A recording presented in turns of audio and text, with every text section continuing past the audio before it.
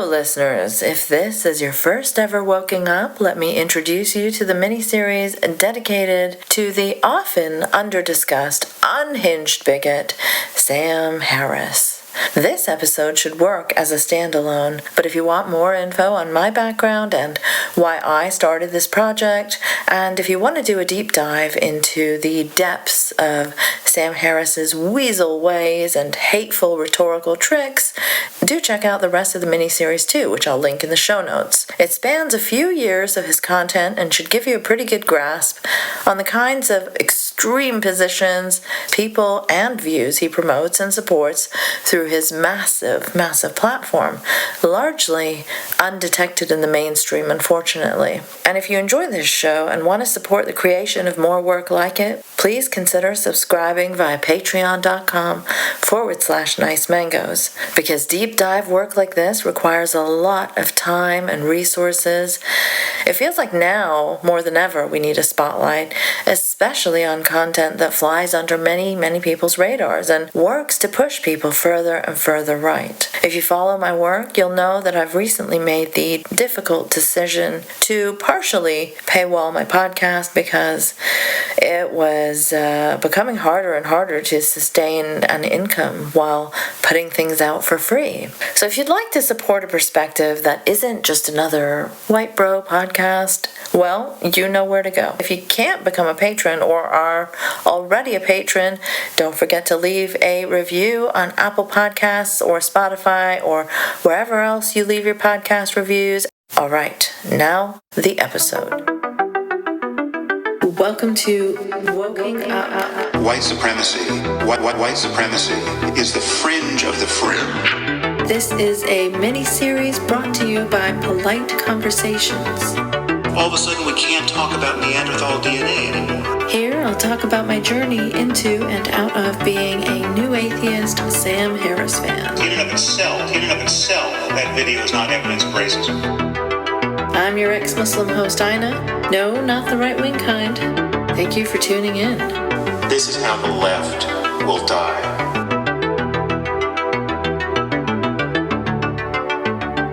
Woking Up is back, everyone, after a fairly long break. I mean, I have been doing other episodes throughout, dear listeners, but I just haven't been able to stomach Sam Harris's openly pro-genocide content for the last little while. As I record this, the news has just come in that the ICC has finally issued arrest warrants for Netanyahu and Gallant for war crimes and crimes against humanity, which they've, very predictably dismissed as anti-Semitic. Quite ridiculous, really. I'm also sure Sam will be weeping into his pillow right about now and will have a very big-brained take for us soon on that. But this episode is about a whole other topic, so we'll set that aside for now. What was I saying? Oh yeah. I have had to take a break from Woking Up because I just couldn't stomach his enthusiasm for genocide. And there's just been such a vast amount of content that he's been pumping out about that too. Just straight up genocide cheerleading propaganda. It has truly been sickening to behold. And yet, some people are still happy to legitimize him and insist he's just another normal, non-racist, liberal even. I mean, he isn't that, for one, but he'd definitely like you to believe he is because it sanitizes his whole far-right project. And second, in the past year, we've seen just how much barbaric mass slaughter actual liberals are willing to dismiss, defend, and support even. So if he were, it would be in line with the general rightward shift of liberals in North America. But once again, I'd like to stress he's always been an extremist in sheep's clothing, hiding behind a thin veneer of rationality and and quote-unquote science to pursue an aggressively right-wing agenda on his own platform. But the depressing fact that many liberals don't really seem to care about or recognize extremism, conspiracy theories, or any of that, as long as the packaging is nice and shiny and just somehow deemed respectable, that is a part of the reason why we keep seeing this rightward shift. I mean, just look at the state of the centrist Dems right now, trying to throw the left under the bus any way they can.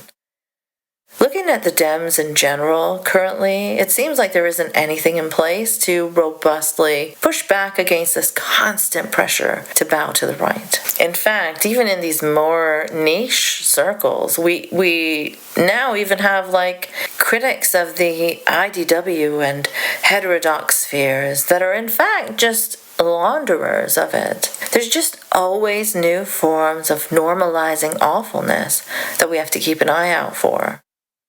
So yes, centrist liberals suck and can excuse a genocide, but boy do they draw the line at too much wokeness, as we've been seeing lately. And as bad as that sounds, Sam Harris is even worse than that. That's what I'm trying to say.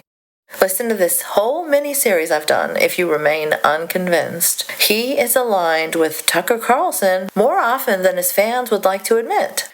Anyway, now that we have the obligatory Sam Harris is indeed right-wing portion of the episode out of the way, let's move on to why we're actually here today. It's what motivated me to dive back into doing Woken Up. After nearly a year off, the pro-genocide circle jerks were indeed too much for me, especially as the genocide is still ongoing with his savage brutality on full display. But what did draw me back into covering this despicable man is his ludicrous post-election rant, which is quite fucking similar to his ludicrous post-election rant in 2016.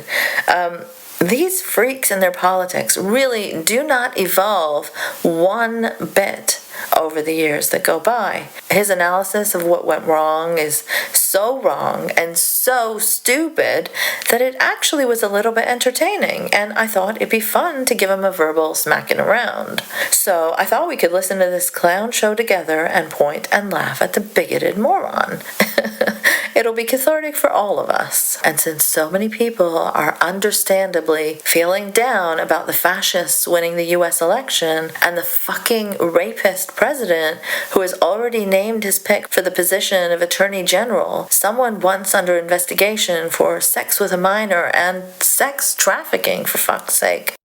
It's pretty fucking bleak.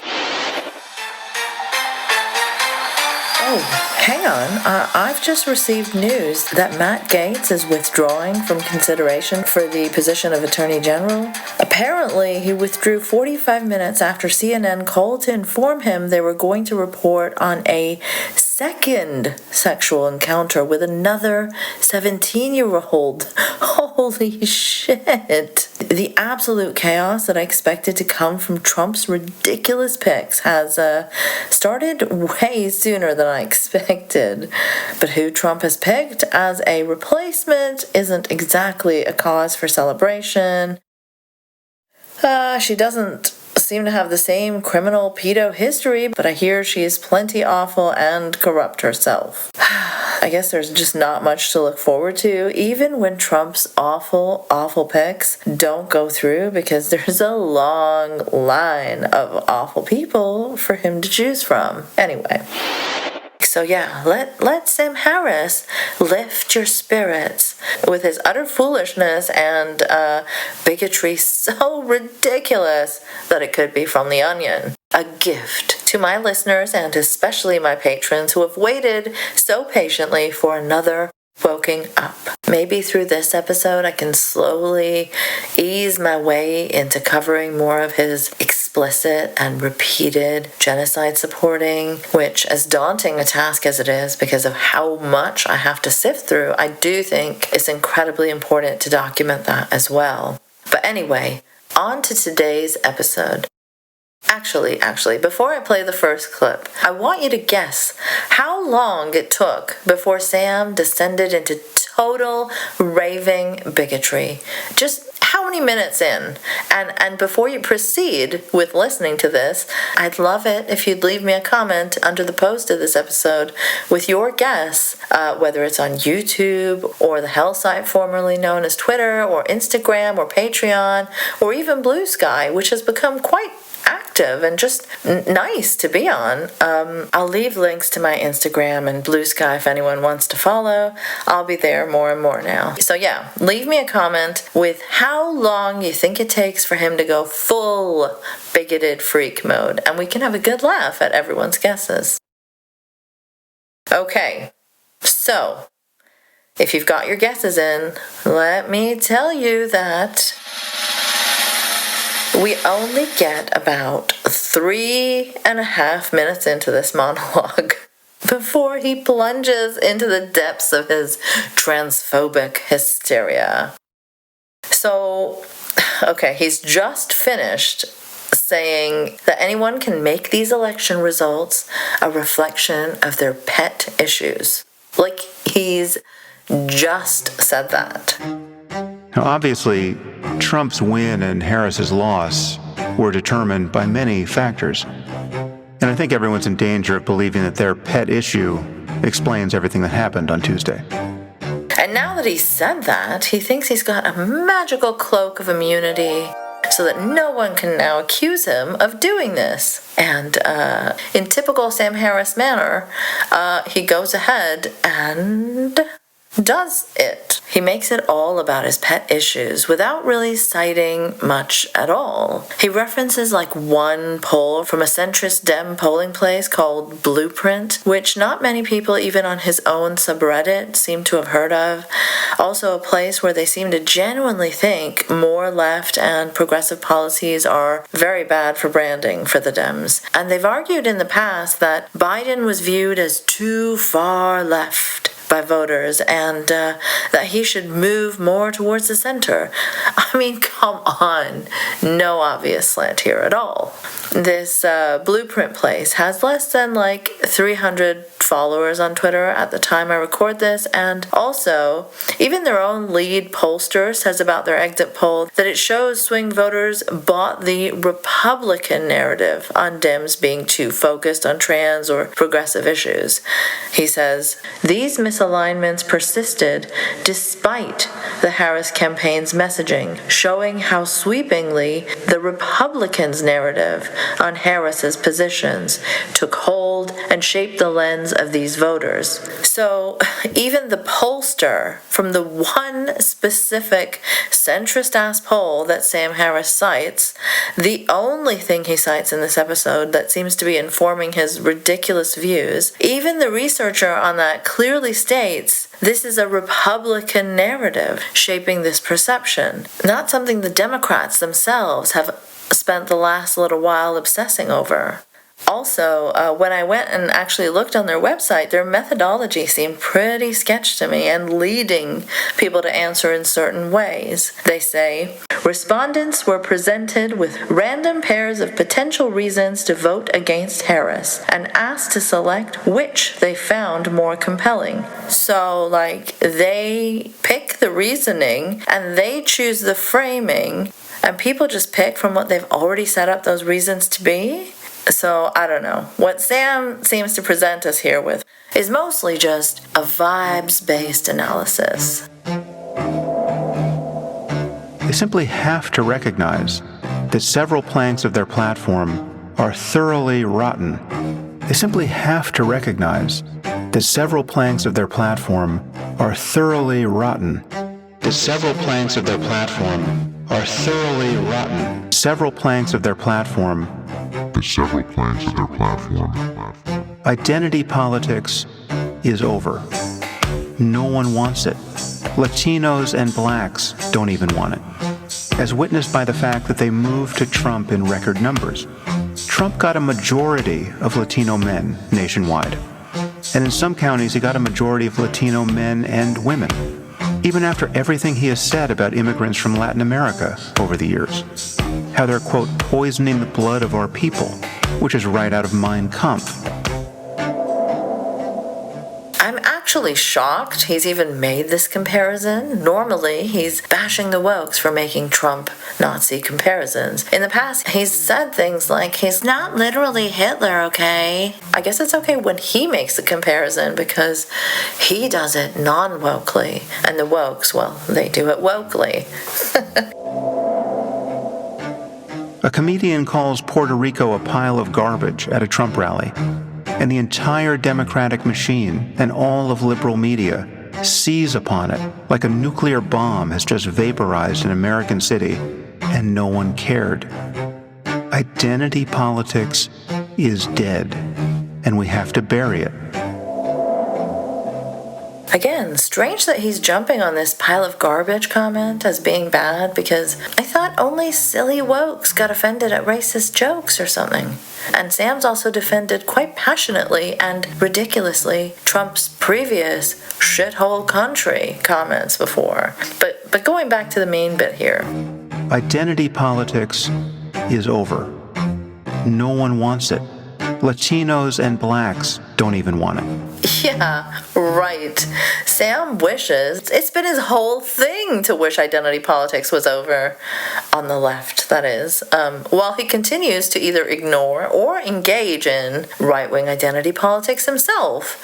He so desperately wishes that we could just stop talking about racism and be colorblind, as evidenced by his endless rants on this topic, which I've covered elsewhere in this series. But you know what, Sam? There's a much simpler explanation than it being the thing you coincidentally always go on and on about.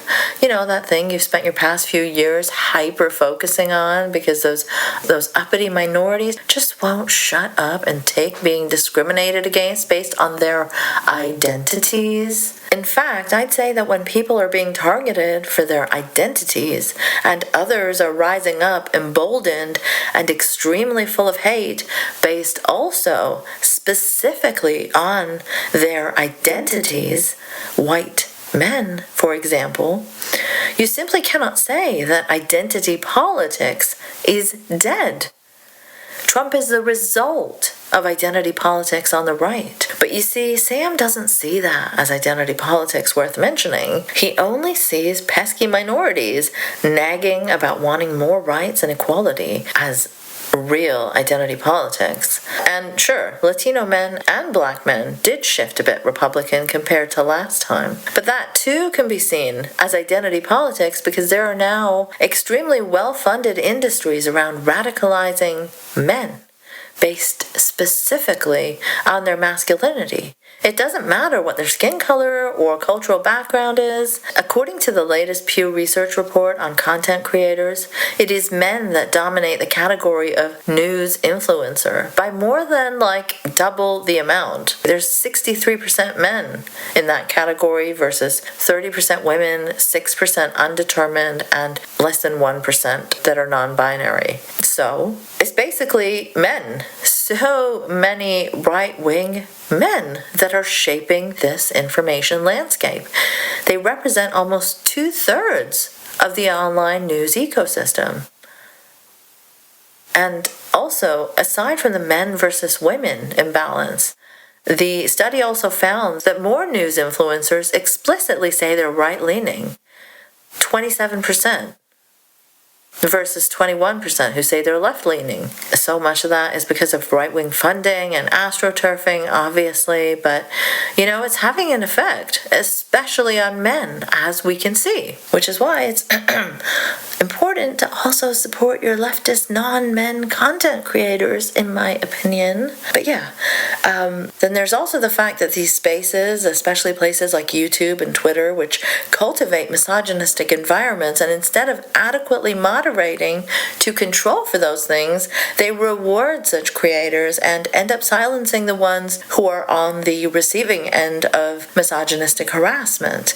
And even when women aren't explicitly targeted, there's a general gender bias that just limits their reach anyway, as I can personally attest to, just from comparing the reach and support that so many of my male colleagues in the podcasting world receive for doing similar or even sometimes less thorough and less detailed work. Men tend to boost men, not women, and there are way more of them out there, both as consumers and influencers of digital content. That's just what the landscape's like, especially covering the sorts of topics that I do. It's very male-dominated, even on the left, even in the IDW heterodox critical sphere. So yeah. On YouTube, the news influencers, according to this study, are 68% men compared to 28% women. And even on Instagram, influencers who are men outnumber women like 2-1. And on Facebook, like 2/3 of news influencers are men. I will link to this in the show notes, but these are some very concerning trends seen across most social media. It's no wonder, really, that we're seeing men be radicalized at such alarming rates. In an environment where women's perspectives are often excluded and belittled and perhaps mocked as hysterical or too woke, regardless of how hysterical the men actually are. See Mergegate, for example. It's often women who are always perceived that way and pushed down by the algorithms too because of these gender biases that get them less views and less clicks. So yeah, this is what we will continue to see in an environment like this, right? Also, CNN, Guardian, and multiple other outlets reported that sexist attacks on women surged across social media since Trump was reelected, according to an analysis from the Institute for Strategic Dialogue. They also found a 4,600% increase.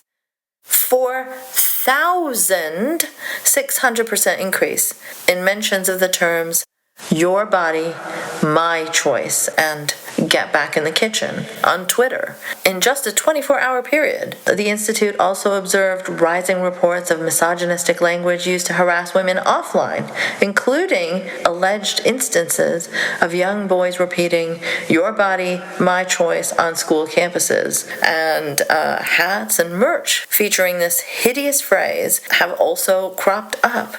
This is all in addition to the surging racism and transphobia right now. I mean, there was a literal Nazi rally featuring swastika flags in Ohio, so you get the idea. The theory that racist and sexist identity politics did indeed play a large role in this election, well, that's borne out by a woke little thing known as facts and data. I mean, keeping all that in mind, don't you think having a woman as president was simply unacceptable to some of these people, including non-white men? And I mean, there's also the phenomenon of the growing Latino far right. Here are some excerpts from the UCLA newsroom. There was an event recently held by UCLA's Latino Politics and Policy Institute in collaboration with other departments, with the author of a book on the Latino far right, Paula Ramos.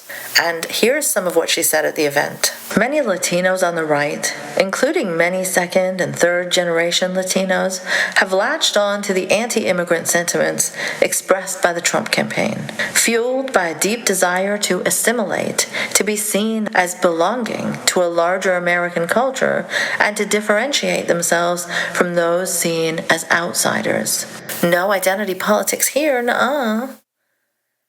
And the framing of political terms is weaponized by the right. Words like socialism and communism can be very triggering for Latinos who fled authoritarian regimes that labeled themselves similarly. I mean, there are people who think Biden is a communist, for fuck's sake. Sam Harris himself thinks people like Ezra Klein are fucking far left. And in 2020, I recall him saying that Biden and Kamala were poised to pander to the wokeness. And I mean, we've seen how they've spent all of last year pandering to the right more than anything, fully supporting genocide. But Sam will still think all that was way too woke because they didn't come out in favor of skull measuring or genital calipers or something. I mean, the years and years of this incessant growing right-wing disinformation machine, to which Sam has certainly significantly contributed, not only with his own paranoid, anti-woke, anti-left conspiracy theory-laden content, but also through assembling and boosting some of the worst, most extreme, and radicalizing voices in the right-wing media ecosystem consistently. You really think that such a constant churning out of paranoid, hateful content has had no effect on these groups of men that Sam seems to use as evidence that identity politics is dead? When in fact there is clearly evidence of a weaponized, right-wing, cis, het, male identity politics.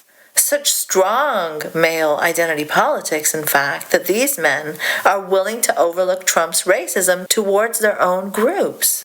I mean, there have been manosphere Muslims happy to overlook the white nationalist adjacency and anti-Muslimness of those movements because misogyny is more important to them. There were Muslims for Trump in 2016. There have been people of Jewish background joining hands with far-right white nationalists and even hurling anti-Semitic slurs at leftist anti-Zionist Jews in the last year. Sam has always subscribed to these very simplistic and incredibly outdated views about identity, race, and related politics. Remember, he's the guy that proudly says that a declaration of, "I have a black friend," is good defense against accusations of racism. He's the guy that said Milo Yiannopoulos can't be right-wing because he's flamboyant. Or America can't be a racist country because they elected Obama. Or that there can't be systemic racism in policing because there have been black chiefs of police.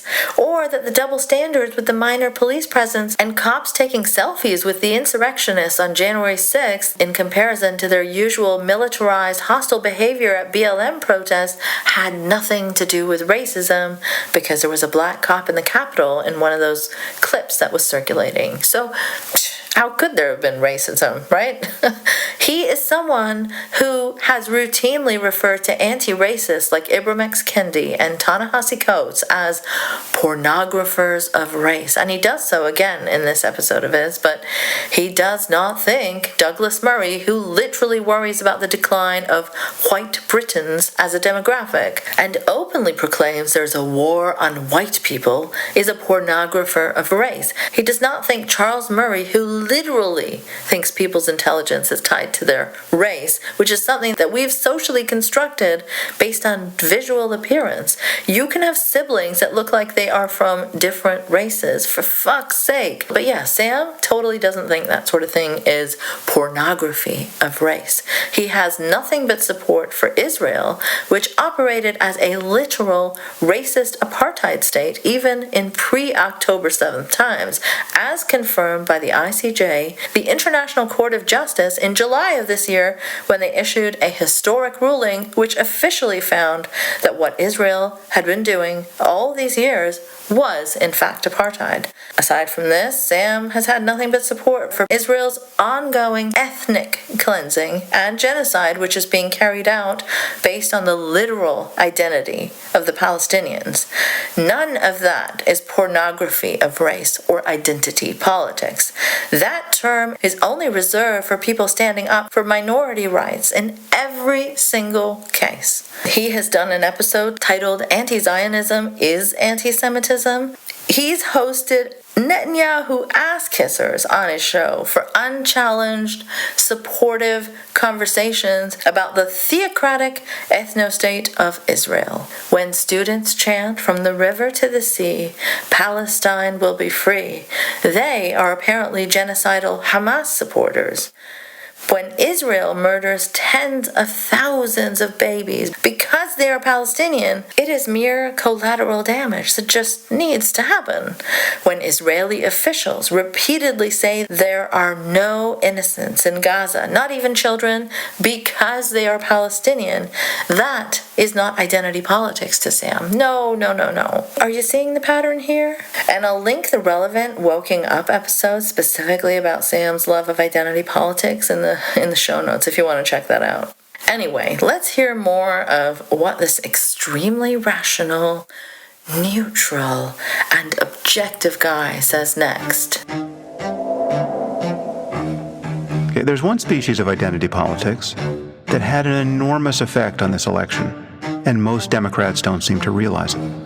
Around 0.5% of American adults identify as transgender or non-binary. Oh, here we go. That's 1 in 200 people. And yet the activism around this identity has deranged our politics for as long as Trump has been in politics.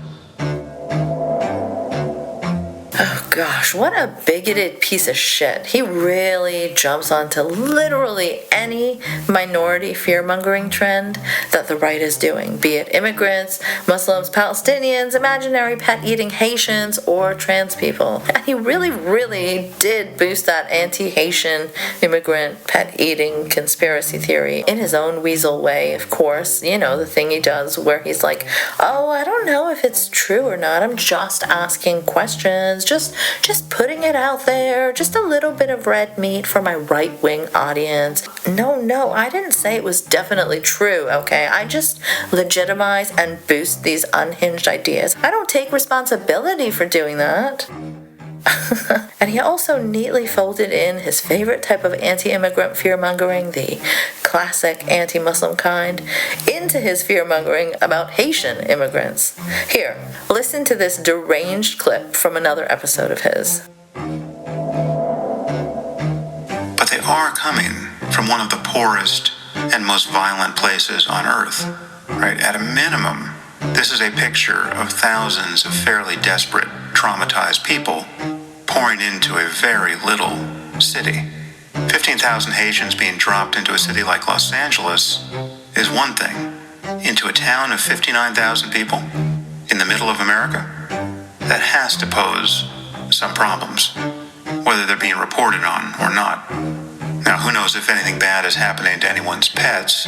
I did actually see a video of what purported to be a dog roasting on an open spit in someone's backyard on X. Whether that was in Springfield or not is probably beside the point. It does appear that there was a tragic accident involving a school bus and a recent Haitian immigrant driving the wrong way that brought many people in Springfield to the end of their patience. But it does seem that most Democrats assume that every community in America should be enthusiastic about suddenly being inundated by immigrants and refugees from some faraway country. People who, however in need of living somewhere they might be, and however entitled to basic human rights they surely are, and however unlucky they were to have been born where they were born, nevertheless don't share the culture of the place where they have landed. And in certain cases, especially when we're talking about people who are coming from conservative Muslim societies, and you see a lot of this in Western Europe at the moment, they might have no interest at all in adopting the norms of this new culture. One doesn't have to be a bigot to worry about the failures of assimilation that can follow from this. One doesn't have to be a racist to regret that the character of a city, or even a whole country, is being irrevocably changed by an influx of basic strangeness from elsewhere. And if you insist upon treating anyone who expresses concerns of this kind as a xenophobic asshole, then two things will happen. The first is that only true racists and bigots will be thick-skinned enough to address the issue politically. This is just what he does. It's what his purpose is, to legitimize every far-right, hate-filled conspiracy theory that comes up. Again, he cites nothing to back these types of claims, be they about Muslims, Palestinians, trans people, or Haitians. I mean, what did he just reference here? A fucking random video on X. He just makes wild, outrageous, sweeping statements, dangerously demonizing and blaming an already extremely vulnerable minority time and time again. In this post-election episode of his, though, he is largely targeting trans people, who he's just acknowledged are only 0.5% of the American adult population, a very tiny, tiny minority. That has absolutely nothing to do with any of this. Nothing to do with the Democrats losing the U.S. election. But, okay, really, brace yourselves, because this is some pretty vile stuff. One lesson I would be quick to draw from this election is that Americans aren't really into seeing biological men punch women in the face at the Olympics. What an utterly disgusting, ignorant man. Not only is he putting his transphobia on full display, he's also putting his misogyny on full display, as well as his inability to research and accurately report facts.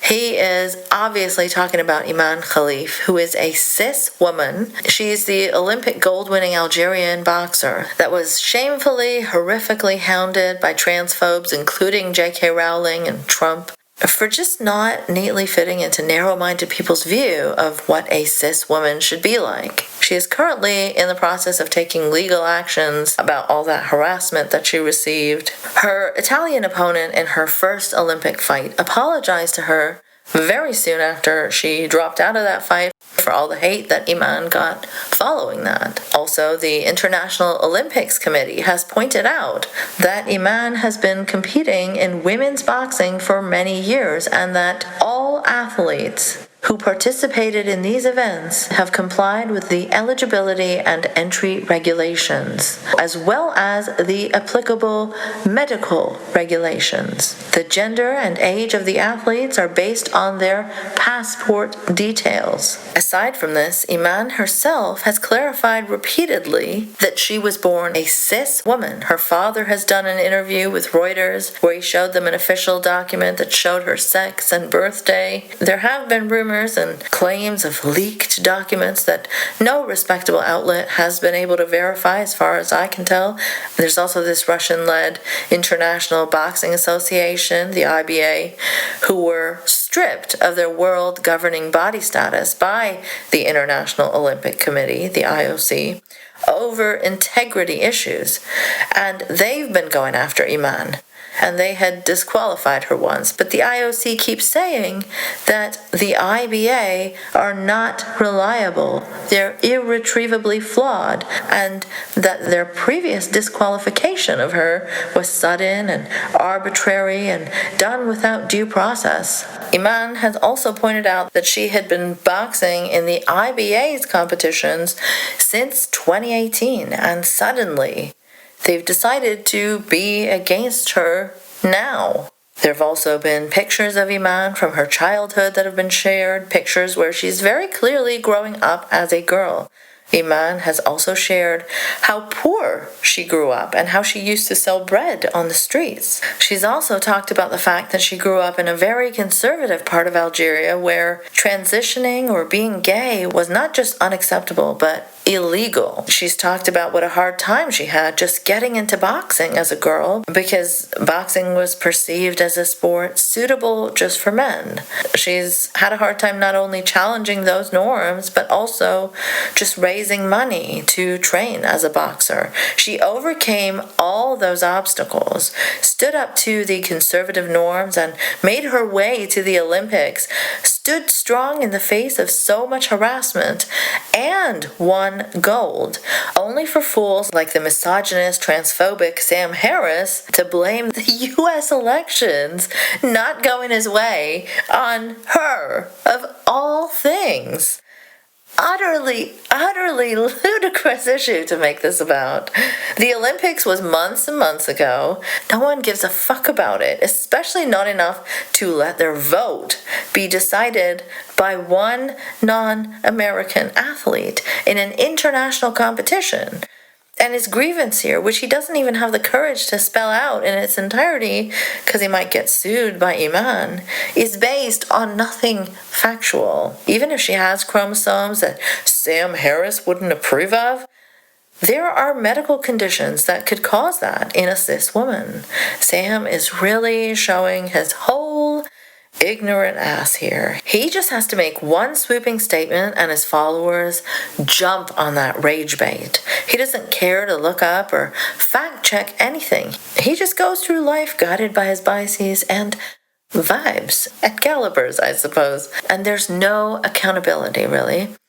I, on the other hand, had to look up multiple articles to correct that nonsense, and it won't have anywhere near the reach his disinformation spreading podcast, ironically titled Making Sense, does. And generally, hate and lies spread faster and wider than any corrections of it. I will probably be hounded for days by Sam Harris fans claiming that he was correct regardless, and he will walk off into the sunset once again after inciting hatred towards a vulnerable person and marginalized group, and he will face no consequences at all. In fact, he might even be rewarded for it.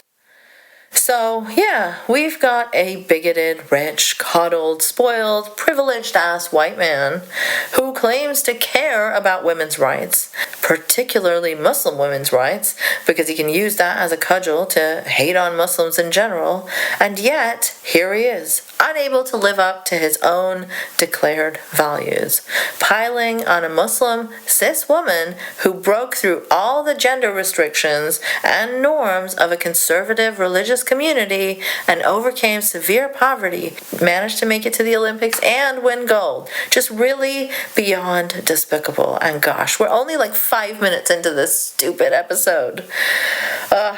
What Iman Khalif had to do with letting Donald fucking Trump win the US election is beyond me. It's very clearly Sam just lashing out, looking for a scapegoat, and he's found one that isn't even American, has nothing to do with America, and isn't even trans. Great job, genius brain.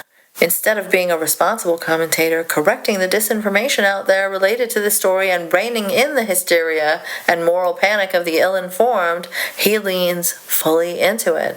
Because that's what he fucking is. He scratches that same itch as Alex Jones does for some people. But he does it for people who consider themselves very smart and rational. Anyway, let's continue. Is that Americans aren't really into seeing biological men punch women in the face at the Olympics. And if that sounds like transphobia to you, you're the problem. Oh, okay, Sam. Very convincing, sure. Political equality, which we should want for everyone, does not mean that trans women are women. Trans women are people and should have all the political freedom of people. Okay, so after saying trans women aren't women, he says that of course he thinks they should have all the political freedom everyone else does, just like he often assures us he thinks racism is bad, and that he really doesn't like dealing with difficult truths about race and IQ, that it would be so much easier to believe the woke stuff because it's convenient. But his integrity and scientific mind lead him to truths, no matter how difficult. He says this kind of basic, I'm against insert particular form of bigotry stuff in order to set up for something really bigoted he's about to say. And he absolutely doesn't think trans people deserve all the same rights as everyone else. Otherwise, he wouldn't work so hard fear-mongering about them and promoting all the biggest transphobes, especially while there are people in government chipping away at their rights. He's one of the people that helped to popularize Jordan Peterson in the early days. He's been a big fan, advocate, and promoter of J.K. Rowling. He's pushed and promoted the series called The Witch Trials of J.K. Rowling, had an episode on his own show lamenting the cancellation of J.K. Rowling. He thinks Barry Weiss and Jesse Singal are reliable sources, and exceedingly radicalized transphobic ex-Muslims like Yasmin Mohammed and Sarah Hayter are among his favorites.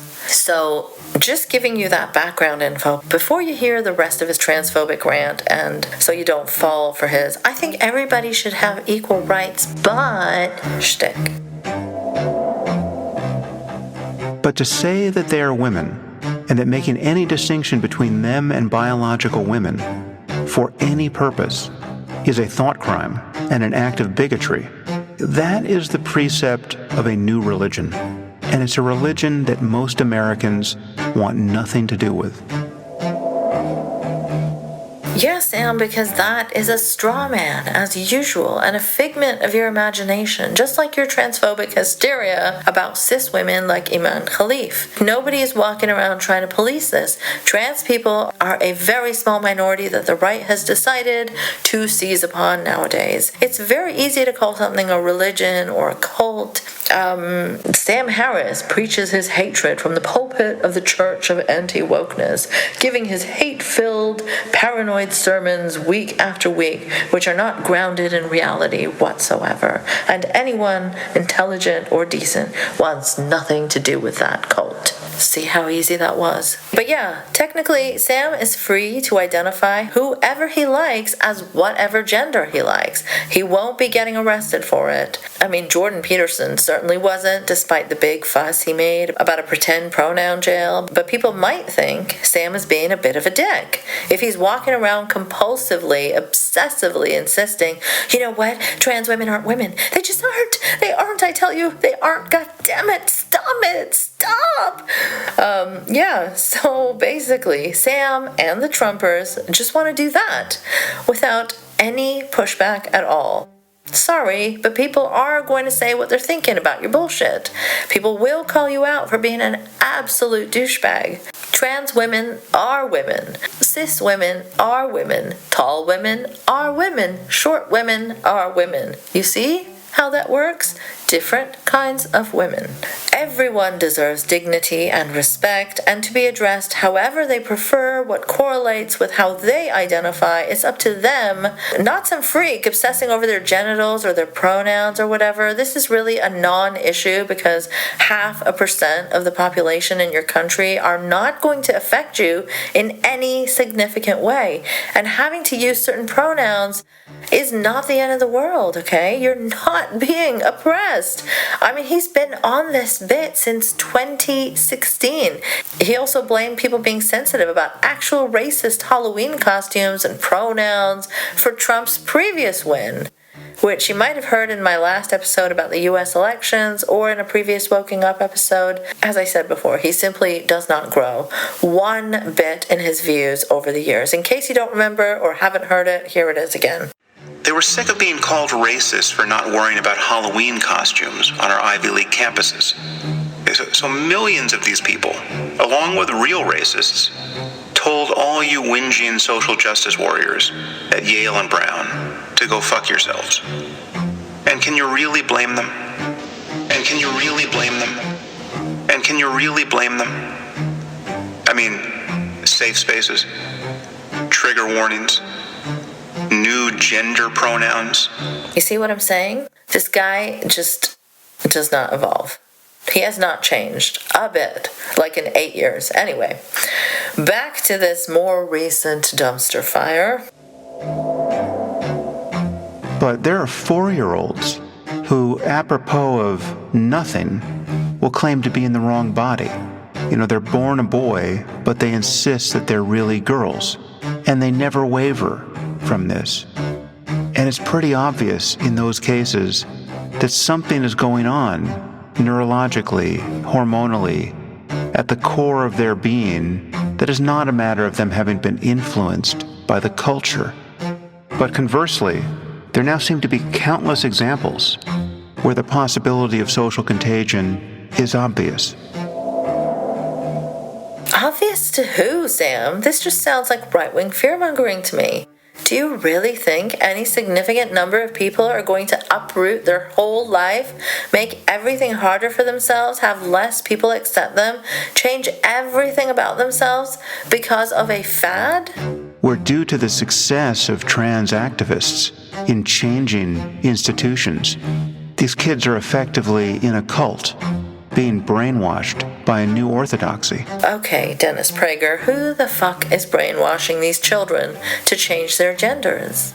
And how are they just going along with it? I can't get my 5-year-old to put on his shoes if he doesn't want to. How do you convince them to change their whole gender? How have trans activists, again, this tiny, tiny minority which you acknowledge is tiny, how have they changed entire institutions? The only thing that's changed is that there has been more visibility around the conversation of trans rights and acceptance. Simply treating trans people like everyone else. If this change is so threatening to Sam and other far-right lunatics that they think trans social contagion is hiding under their beds, then that's on them. I've spoken to many Democrats in recent years and over the course of this election, and a shocking percentage of them imagine that all the controversy about trans rights and gender identity in kids is just right-wing bigotry and a non-issue politically. Yeah, because it is, Sam. It is a non-issue politically. It's funny how many subjects Sam has obsessed over in the past couple of decades that can just be summed up as right-wing bigotry. Right? I mean, it's his whole thing. Whereas it is obvious that for millions of Americans, it might as well have been the only issue in this election. Obvious based on what? Are you going to cite anything to back that up? Other than that one centrist-ass poll? Nah, didn't think so. Not because they are transphobic assholes. It is because they are transphobic assholes. But because they simply do not accept the new metaphysics and even new biology mandated by trans activists and the institutions that they have successfully bullied and captured. Bullied and captured. Wow. Of course. He doesn't explain what he means by this or give any examples of said trans bullying. He just makes it sound like trans activists have forced institutions to require mandatory sex changes for everyone or something. I mean, come on. How is this panic not like the homophobic panics of the past? How can you so confidently claim it's not because people are transphobic assholes without pointing to a single thing to support that? Having the thought police suddenly proscribe the use of the term woman and demanding that we speak instead of birthing person or menstruators or people with ovaries or some other Orwellian construction designed to test everyone's patience and sanity. Does he have to be such a caricature of a rabid transphobe? How does he not see? He sounds exactly like the raving war on Christmas religious fundies who think just saying happy holidays is somehow oppressing them. Look, as a cis woman, a birth giver, an ovary haver, and a menstruator, I have never ever been prevented from using the word woman for myself, nor have I been compelled to use these other terms. They only ever come up in contexts where perhaps woman would exclude someone that the conversation is relevant to. There is no thought police patrolling and enforcing the usage of these terms like, relax, Grandpa, let's get you your hot water bottle and get you to bed. I've only ever seen this come up in recent sanitary menstrual product packaging. And if someone who does not identify as a woman is discussing their ovaries or health care or menstrual cycle or something, that's it. It's just to include people who need to be included in conversations that are relevant to them. Nobody is trying to eradicate the term woman, just like no one is trying to have a war on Christmas. Sam Harris does not need to be terrified on my behalf.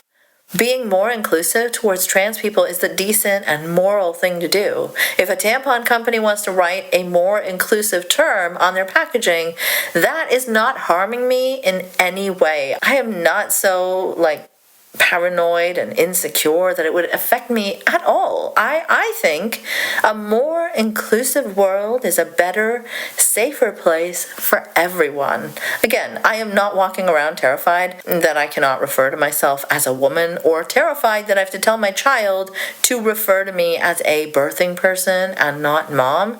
Somehow, Sam Harris and other creeps like Eric Weinstein and Ben Shapiro are obsessed with this, though. Please fuck off and leave all ovary havers and birth givers alone to deal with their ovaries and births the way they want to. It's none of your fucking business, you gross, obsessive weirdos. If these fucking freaks didn't go on about this, we would honestly never even hear about it. It's them that has made this an ongoing global issue. It's them doing the very cis identity politics around it. Constant, incessant whining and nagging about words that have nothing to do with them, will never affect them at all. The sight of people being deplatformed on social media or fired from universities for merely stating that there are two biological sexes. I actually know a professor who lost her job at Harvard over this. Witnessing an epidemic of gender confusion spread through our schools, when people with their own eyes could see that this was a social contagion. Sam, are you saying that people just suddenly witnessed magical mass transing happening in front of their own eyes all over schools? Do you have a source to back that up? Like, really? Anything at all? No? Just vibes? Again? Okay, rational man. Come on, just tell me how this is different from Breitbart or Libs of TikTok or Newsmax. Yet somehow many people are under the illusion that Sam is so much better than them. And it's really rich about the deplatforming and being fired from universities thing coming from the guy who was in full support of universities cracking down on anyone pro-Palestine. I know of a Jewish tenured professor who lost her job over being critical of Israel. But guess what? Sam had nothing to say about that. Funny how he only gets worked up about people facing consequences for racism or some other form of bigotry, transphobia in this case, and the there are only two genders or even biological sexes thing is just beyond parody. It was a meme like how many years ago now? There have been so many scientists and doctors over the years who have tried to explain just how overly simplistic and outdated this claim is. I think Nature had a piece on this as far back as 2015. Gender, certainly, but also biological sex can be much more complicated and nuanced than this binary we're often presented with by people like Sam Harris. It's believed to be more of a spectrum. Or to put it in more scientific terms, we could say it falls along a bimodal distribution. While most of us fall within that binary, there are obviously people who don't. And it's quite a slippery slope to be so essentialist or rigid about these things.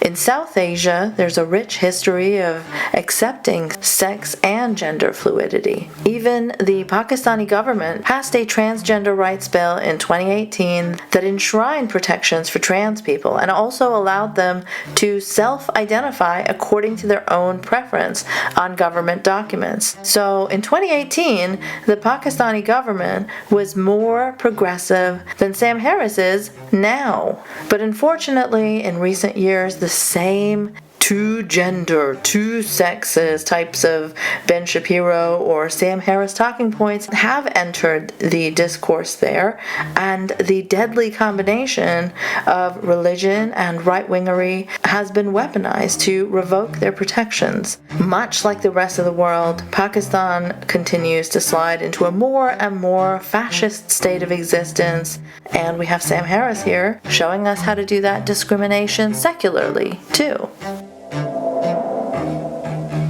Witnessing an epidemic of gender confusion spread through our schools, when people with their own eyes could see that this was a social contagion, being encouraged by the schools themselves, the ultimate fruition of which in many cases is irreversible medical procedures. We've got an epidemic of teenage girls wanting double mastectomies, and some are actually getting them based on ideas being spread on TikTok. And any parent who resists this trend gets demonized and under certain conditions could lose custody of their kids. Well, congratulations, Democrats. You have found the most annoying thing in the fucking galaxy and hung it around your necks. Wow, there's just a lot to unpack here. I mean, fuck. This man manages to shove so much stupidity and bigotry and ignorance in just like 2 sentences that it takes a lot of words to untangle it all. Just look at the picture he's painting here. There's this social contagion of transness lurking around every corner, and the schools are actually evilly in on this, encouraging this. They are secretly trying to turn your kids trans. They aren't just providing a safe and accepting space for kids who happen to identify as trans. No. They are trying to encourage this contagion because, they're going to benefit from that somehow. And also, gender is just such a contagious condition.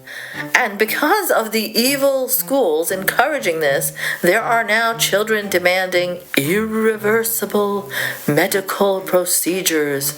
Ooh, scary term.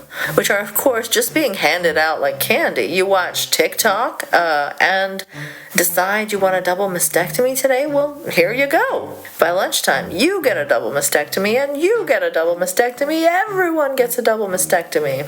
As if trans people aren't on incredibly long wait lists and don't have to go through all sorts of assessments before they're cleared for such procedures. As if it is easy to access these things, and as if there's no consultations or anything happening before doing these types of procedures on children of all people. The schools are in on it. TikTok is pushing it on the kids. It's just absolutely Alex Jonesian, water is turning the frogs gay type of shit. This is just not how it goes. If you don't believe me, look into it yourself. And of course, he's providing no facts and figures to support these delusions. So let me just look into this very quickly. Okay, so I found a recent study from Harvard T.H. Chan School of Public Health, and that study found little to no utilization of gender-affirming surgeries by transgender and gender-diverse minors in the U.S. The study also found that cisgender minors and adults had substantially higher utilization of analogous gender-affirming surgeries than their transgender counterparts.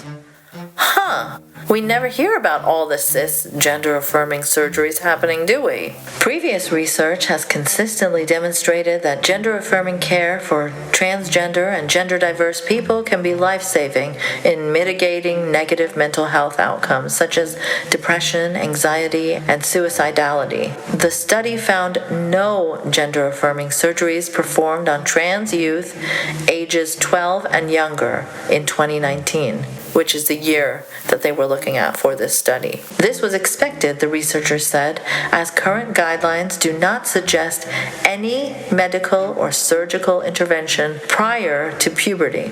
For teens aged 15 to 17 and adults aged 18 and older, the rate of undergoing gender-affirming surgery with a transgender-related diagnosis was 2.1% per 100,000. and 5.3% per 100,000, respectively. And when they compared this to gender-affirming care on cis people, they found that a vast majority of such surgeries were breast reductions done on cis men, and 97% of surgeries among minors were breast reduction surgeries on cis male teens. They also state Our findings suggest that legislation blocking gender-affirming care among trans youth is not about protecting children, but is rooted in bias and stigma against trans and gender-diverse identities, and seeks to address a perceived problem that does not actually exist. But what would Harvard T.H. Chan School of Public Health know with their data and facts and research? Sam surely knows better, because he has the better skull shape for assessing these things. He just knows that kids are being transed by the schools, and double mastectomies are being handed out to anyone who wants them. Yep. Anyway, so after TikTok and the schools have secretly transed your kids and they're demanding their double mastectomies, and you even so much as try and question their choice, the compromised trans supremacist state will also likely take your kids away. So just to get this straight, this is pretty serious stuff. They're transing your kids first, and you're not even allowed to object. What a fucking nightmare. And what was that last bit he said about the Democrats hanging this around their neck? Congratulations, Democrats. You have found the most annoying thing in the fucking galaxy and hung it around your necks. Did they run a campaign on this? Did they? Because all I remember is Liz and Dick Cheney from the Dems. I think it was Trump who ran on this anti-trans hysteria. He did those "I'm for you, she's for they, them" ads.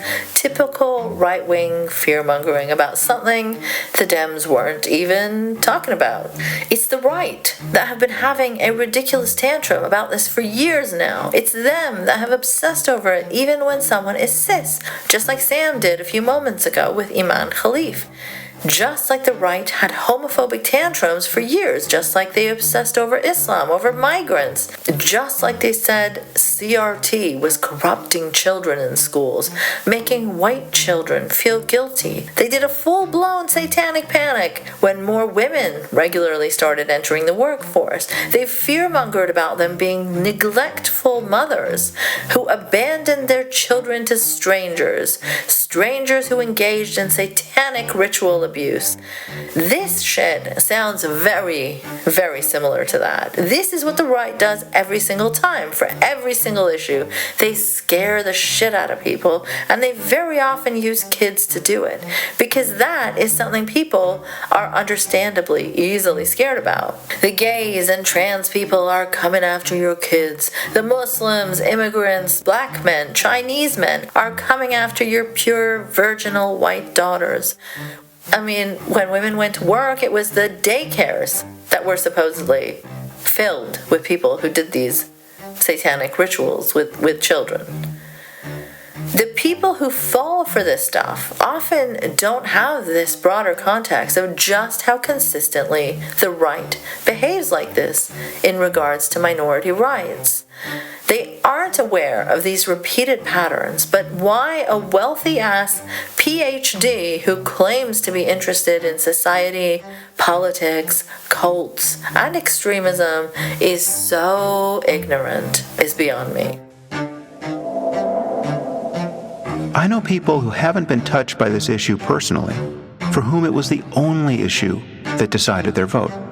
In fact, it is the issue that fully radicalized Elon, right? And he's spoken about this at length. Do you think Elon continuously messaging to 200 million people on X and going to Trump's rallies and donating over $100 million to the campaign and supporting him on podcasts and doing everything else in his power to get Trump elected might have accounted for a few votes? Okay, wait. Is he seriously saying that a cartoonishly evil billionaire that has thrown around insane amounts of money, overpaid to gain control of public opinion on Twitter, heavily distorting and gaming the algorithm, openly paying to set up the election so that he could continue to have more and more power, that all this is somehow the fault of trans people? Because Elon was radicalized by having a trans child that he simply could not be a decent parent to? What's the answer here if someone incredibly powerful is deranged by having a child that belongs to a marginalized group to cower at their feet and give them anything they want, throw anyone under the bus to satisfy this lunatic whose thirst for pure hate cannot be quenched no matter how many people you sacrifice? What kind of stupid-ass plan is that? Elon was a hateful, entitled fuck already, with an insatiable appetite for power and an endless bank account. You cannot win him over by coddling him, by caving into his demands. The more people you throw under the bus, the more hatred he will need to spread. He's basically an open white nationalist now, with a creepy-ass obsession with birth rates. Don't fucking tell me that's because his child that he abandoned is trans. The problem there is that he's a bad fucking father and a bad fucking person with horrendous, dangerous politics. And it's very telling that Sam's answer to all of these issues is ass backwards. This is why letting anyone amass that kind of wealth and power is bad. Bad for all of us collectively. And it's stupid and short-sighted of anyone who doesn't realize this, especially people like Sam who whine about leftists demonizing wealth and millionaires and billionaires and capitalism. Aw, poor defenseless widow capitalism. Why do the leftists have to be so mean? And never mind the obvious fact that the people he knows who are swayed to Trump just because they hate the idea of trans people having rights. Well, look, we always knew you hung out with rich-ass, spoiled fucking bigots who can't stand it when minorities start demanding equality. Like, imagine being that fucking person. Someone who is untouched by these issues personally, but so spoiled and entitled that trans rights is the only issue that decided their vote, and swung it to Trump. Because how very dare they? It won't affect me, but still, how dare they? Others I've seen interviewed said that they switched from Biden to Trump because their rents were painfully high and their grocery bills were excruciatingly expensive. Not like Trump will help with any of that, but still, understandable grievances. But Sammy's rich friends have no other issues on their minds other than, oh my god, those trans people. It's like that meme where the guy's shaving his head, becoming a Nazi just because people called him a racist. If you're willing to abandon your principles and your politics for idiotic reasons like this, you were always more than halfway there anyway. Honestly, I think a doctoral dissertation, and perhaps several, could be written on how trans activism completely destroyed democratic politics, without most Democrats knowing. No, I think I've basically written one right here about how pretty much everything Sam says is wrong. Notice how he assigns no agency to the evil multi-billionaire on his way to becoming a trillionaire. According to Sam's giant brain, it is the fault of that tiny group of people him and the rest of the right have decided to pick on nowadays. Around 0.5% of American adults identify as transgender or non-binary. Yep, that's who he's blaming instead of an out-of-control evil billionaire. Marginalized people who dared to demand equal rights, which he sees as going too far, just like he does every time, with all kinds of people pushing for rights and equality. What is it that they say? Ah, yes. When you're accustomed to privilege, equality can feel like oppression. There is some polling already that suggests that cultural issues in general, and this issue in particular, were the greatest drivers of swing voters turning to Trump. A source? Trust me, bro. I've seen polling that suggests people were most concerned about economic issues. I've seen polling that says the youth vote didn't turn out in usual numbers. I've seen polling that suggests that doing something about the genocide in Gaza could have swayed independent voters in Georgia, Arizona, and Pennsylvania. I've just shared data with you that suggests misogyny is on the rise like never before. So you can really shape this story in multiple ways using data and polls. I'm sure Sam could have done a better job at arguing his case, even. And generally, this whole making trans rights an issue is not really something that anyone other than deranged right-wing bigots and centrist shitlords who think that the Dems are way too woke already are doing. And personally, that I'm just a rational centrist type is who I think we need to push back against harder than ever. The ones who ushered in the fascism, the so-called people who vote Democrat and may consider themselves not right-wing, but all they do is accept and push right-wing framing. They got the campaign they wanted, which didn't succeed, and now they're lashing out. The playing footsie with the Cheneys, the talk of the most lethal military force, the tough on migration stuff, do not give an inch to this bullshit. Just how much of the Democratic campaign was centered on trans issues, really? Now, you might want to say that neither Harris nor Biden campaigned as a vocal trans activist. Oh, you don't say, Sam. You don't say. But honestly, if you wanted to account for Harris's loss and Trump's win in the briefest possible space, and also indicate the hold that the far left has had over Democratic politics and the Biden administration, I think it would be hard to do better than to juxtapose the following two facts. On his first day in office, President Biden signed an executive order ensuring that trans girls could have access to girls' restrooms, locker rooms, and girls' sports. It took him 2.5 years to sign an executive order addressing the chaos at the southern border. Why did he wait so long? Because the far left has always said that a concern about the southern border is racist.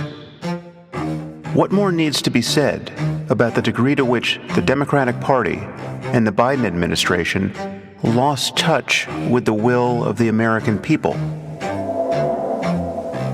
Gosh, every sentence this man utters is so fucking unhinged and detached from reality. I could do an entire episode on each sentence, so please understand just how restrained I'm being here. Okay, so firstly, remember, this is a guy who thinks Ezra fucking Klein is far left. He thinks Kamala and Biden, as I mentioned earlier, are poised to pander to the wokeness. So his political spectrum is calibrated to say, basically, that anyone to the left of David Frum is far left. Irredeemably so. He thinks Genocide Joe, who has spent the last year ignoring the pleading of people on the left, is actually beholden to it. This is just not borne out by what we've seen this past year.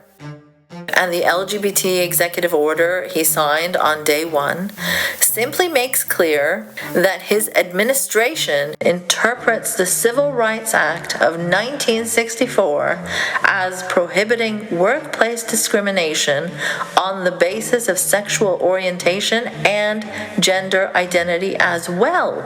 It also made sure that existing laws banning sex discrimination also prohibited discrimination against gay, bisexual, and transgender workers. That's it!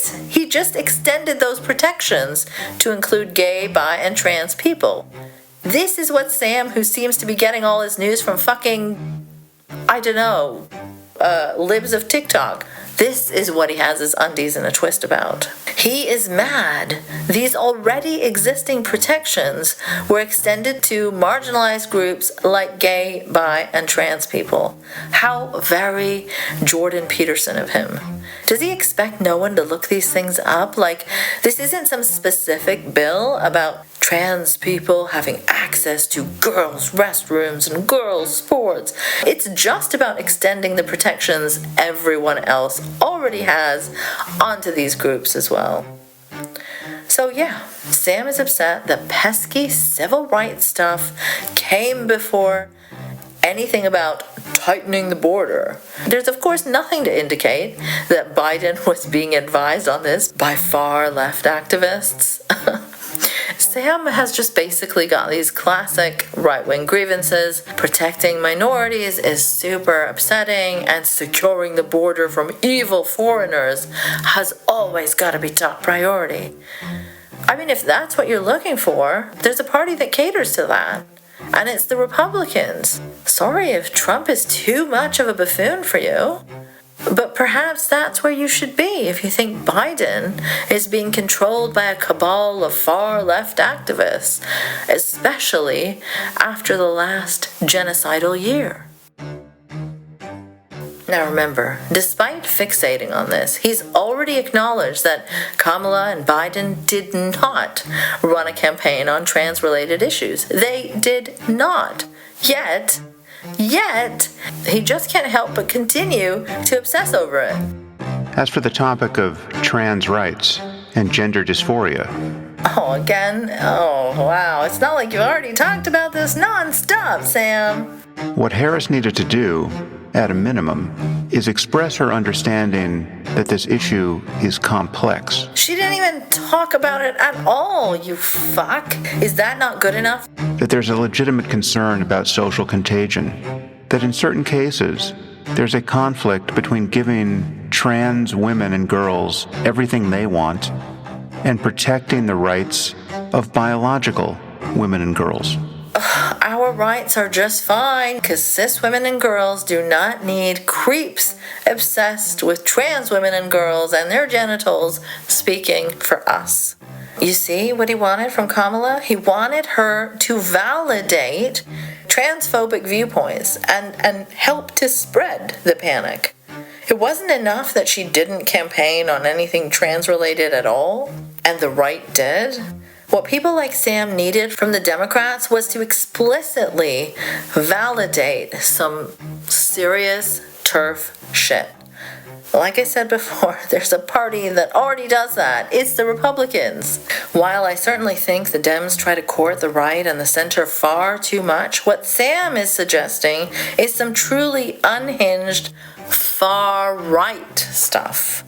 Imagine if Kamala campaigned on creating hierarchies between cis and trans women and girls, on spreading paranoia about some imagined social contagion, which, as we've already seen, just is not supported by facts. What Sam is looking for is the Republican Party, but he doesn't like Trump, and he doesn't like to say that he's right-wing.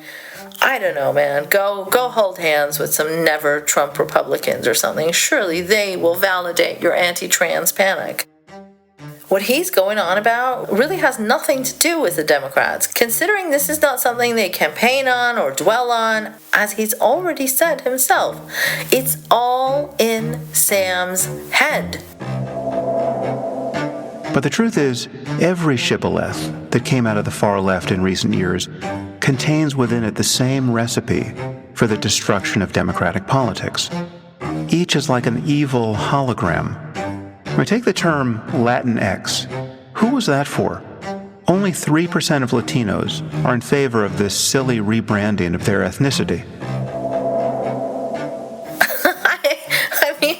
What year is it again? I remember this coming up in anti-SJW circles in like 2014, 2015 maybe. Like it's really not been an issue that's dominated any discourse that I've seen since then. If Sam has been holding on to this grudge for like a decade, I mean, just wow. Look at the kinds of things that upset the most fragile, coddled, and privileged amongst us. It's truly fascinating. If you didn't like the term, don't use it and move on. To frame this in context of some sort of election-defining issue is beyond ridiculous. Again, Trump did better among Latinos than any Republican in memory. Do you think it was because there wasn't enough identity politics rammed down their throats from the left? No, Sam. It's likely because they had a lot of identity politics rammed down their throats from the right. Like about how trans people are scary and destroying the world, just like you spent the last little while doing. Sam truly thinks whatever he says is exempt from being identity politics that's rammed down anyone's throats, because all he does is talk facts and logic. He has absolutely no self-awareness about the fact that he runs almost entirely on identity politics. What else was all this but a cis identity tantrum? His whole brand is shitting on the identity of minorities, and he spends his time ramming that down the throats of anyone who will listen. Anti-racist bad, leftist bad, feminist bad, Muslimics bad, wokeness bad, trans people bad. God, why is everyone doing so much identity politics? What do you mean I'm doing identity politics? My identity is neutral, default. How can that be identity politics? I'll have you know I have black and brown friends. I'm not racist. What do you mean I'm doing identity politics? He also really has no understanding about how the right, including people like him, incentivize, fetishize, court, promote, and love bomb tokenized minorities. Hello, ex-Muslims of the new atheist scene. Hello, Blair White. Hello, Candace Owens, Dave Rubin. Do you think they just need to see some more white people admonished for the sin of cultural appropriation? Come on. He's not even trying. When was the last time cultural appropriation was a majorly discussed issue, even on the right? I think the Democrats have won an election since then. He really just holds on to his fury about these things, and he doesn't even realize how he's telling on himself when he continues to whine about them like a decade later. You think another lecture about sensitive Halloween costumes might do the trick? Like, have we gone back in time? Like, what is this? What's happening here?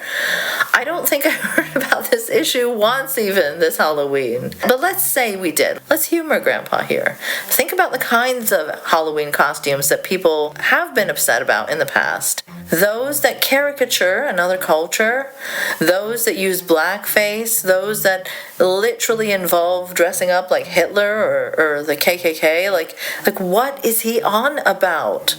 He thinks people complaining about that very legitimate, understandable stuff, he thinks they're being so unfair that they're going to radicalize someone into being a Nazi-esque Trump supporter by mentioning this?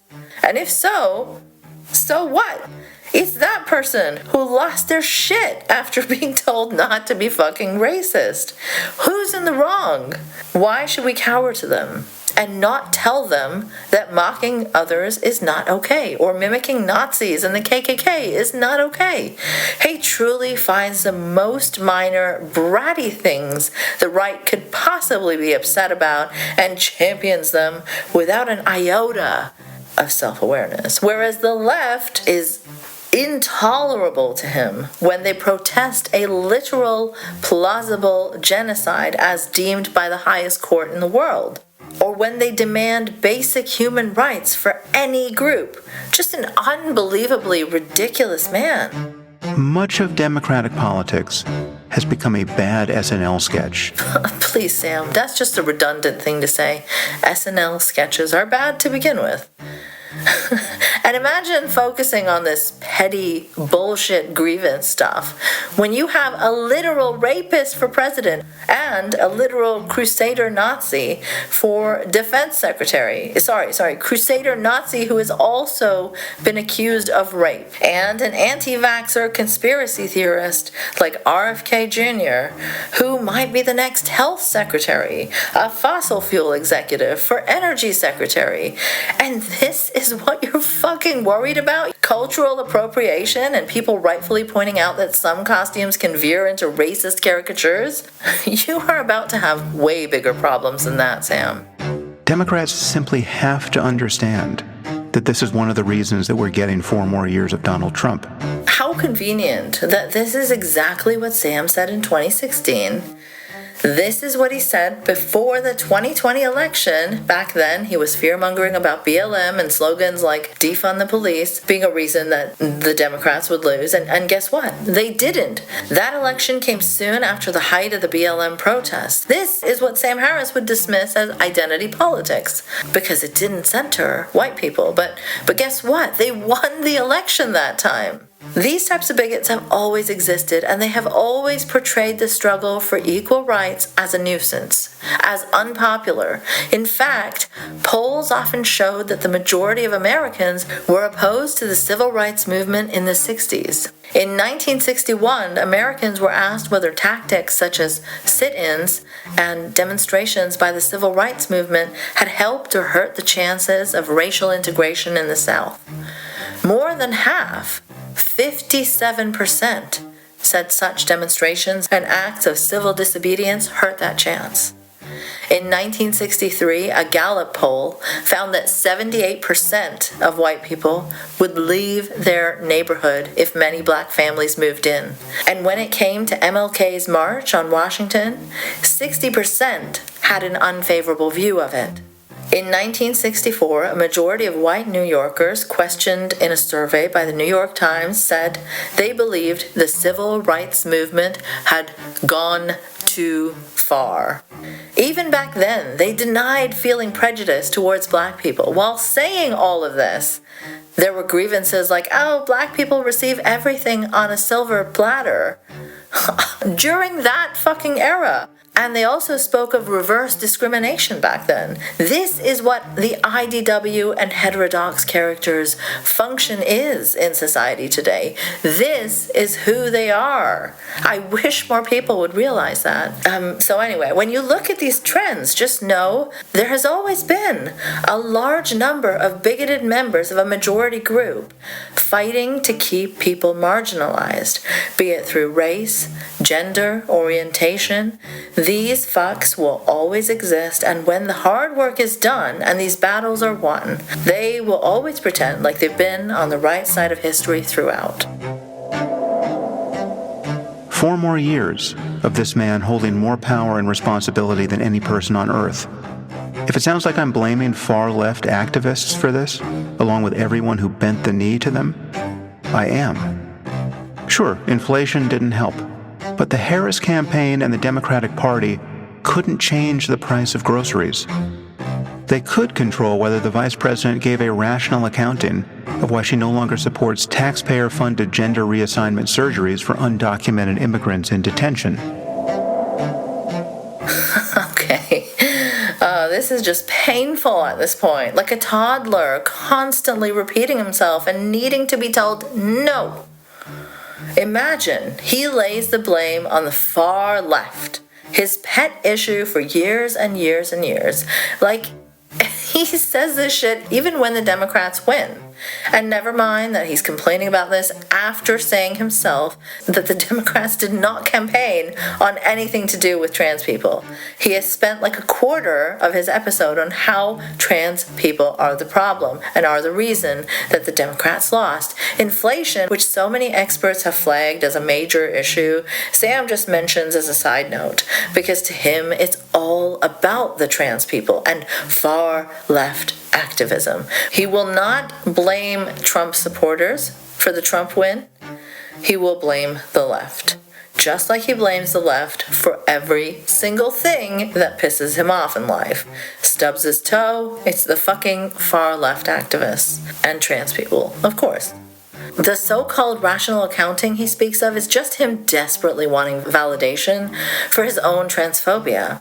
The support of a taxpayer-funded gender reassignment surgeries for undocumented immigrants in detention is a very specific concern. It's something I had to look up because I did not know what the fuck he was talking about, and it turns out he's referring to a survey by the ACLU, a fucking survey in which they asked and framed the question themselves in 2019, before Kamala was ever vice president even. This paranoia of his is due to a survey response from 2019 where she was asked by the ACLU if she would support this, and she said Yes, she's always been an ally. And this was pointed out in a recent article in the context of the fact that she had recently been shifting towards the center. And so this was brought up like some sort of gotcha example of how progressive she actually used to be. And once again, let's just think about how big of a group of people are we talking about if this survey response was put into practice. According to Sam Harris himself, trans people are just 0.5% of the U.S. adult population. How many of that group are undocumented, and how many of that group are in detention, and how many of that group are looking to have gender reassignment surgery? Just a fraction of a fraction of a fraction of a fraction of 0.5%. This is an unbelievably small number of people, just not worth dwelling on unless you have some other agenda. That is what Sam is screeching about. He sounds like the guy standing on the corner of a busy intersection screaming about the apocalypse. Just wild that he would even bring that up, and such dishonest framing to not even mention this was a survey response from 2019, just a question that Kamala was asked by the ACLU, not something she was a fierce advocate for in the first place or ever talked about aside from that survey response. You know how many ads the Trump campaign ran on that issue? In some markets, it was 1/3 of their ad spend. She's for they, them. He's for you. Someone find me the video where Harris made any sense at all on this topic. However many ads they ran on the issue, the Democrats weren't running on is entirely to do with the Trump campaign. It's got nothing to do with the Democrats. And look, if you followed me in the last little while, you'll know I have so many criticisms of the Democrats myself, none of them which are related to them not being transphobic enough at all. But you know, I certainly don't love defending them nowadays. But Sam's complaints are just idiotic beyond belief. Sam, the problem is that, like you, the rest of the right is obsessed with fear-mongering about some vulnerable group no matter what the Dems do or don't do. They can't even give up enough on this issue to satisfy the right ever. They literally leaned into kissing right-wing ass this time. They did not mention trans people at all, while the Trump and Elon campaign obsessed over it. They said and did nothing about trans rights, and it still wasn't enough.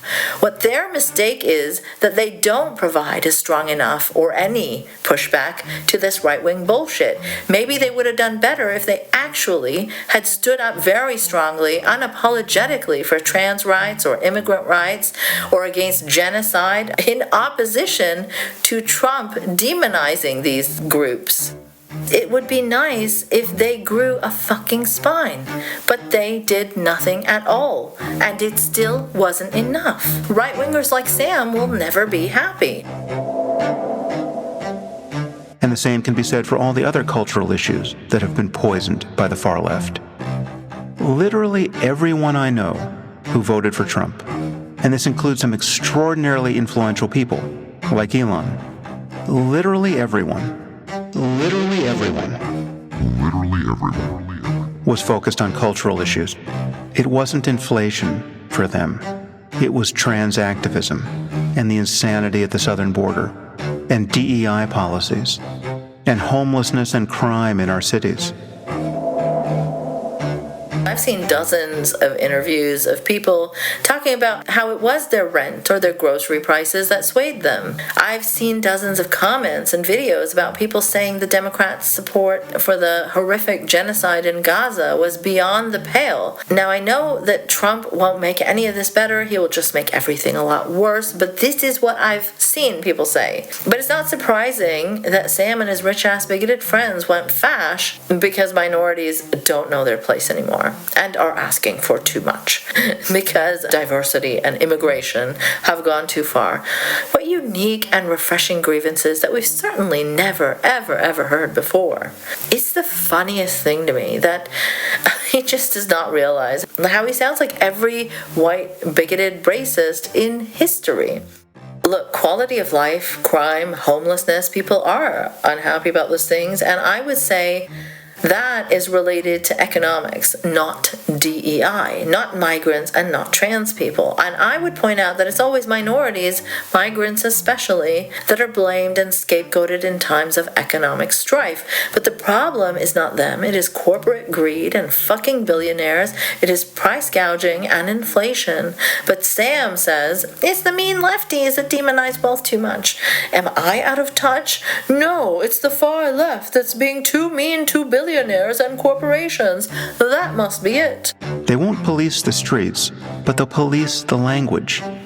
Come on, who is changing their vote based on this? And also his concerns about homelessness basically sound like, ew, it's so gross and inconvenient for me to see the poor on the streets. I have to take my children to their fencing lessons a different route now.